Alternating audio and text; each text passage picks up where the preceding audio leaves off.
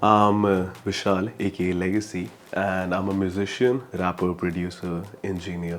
जो मुझे स्पार्क था म्यूज़िक का वो रियलाइज़ हुआ when I initially what I used to do कि जो लिरिक्स होते थे गानों के मैं उनको प्रिंट आउट करके निकालता था और हम ऐसे दोस्त आपस में उनको हर लिरिक को पढ़ पढ़ के बोलते थे। तो मैं बचपन से कभी बुक्स नहीं पढ़ता था ज़्यादा, बट जब मैंने वो करना शुरू करा तो बड़ा नहीं somehow I used to connect with the artist कि उसने जो लिखा है वो किस इमोशन से लिखा है।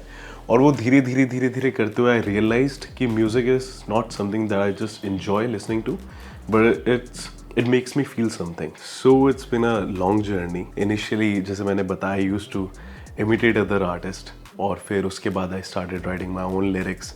उसके बाद I learn piano, then production, then मैंने ये सीखा कि how do I accumulate everything and make a song.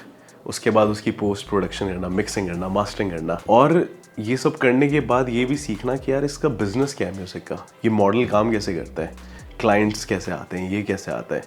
तो ये सारी चीज़ें इट्स बिन अ जर्नी। तो मैं इसको as in a timeline नहीं बोलूँगा कि यार मैंने तो 7 साल पहले शुरू करा। I see it as layers.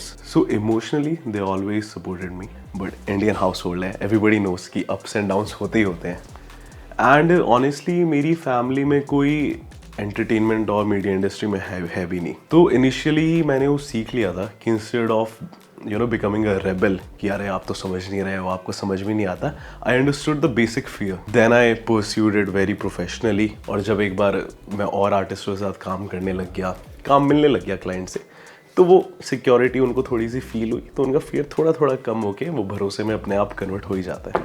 I think the biggest challenge for an artist is to balance his creativity with his discipline. तो उसका जो बैलेंस है that's been very crucial for me as a person as well to becoming an artist.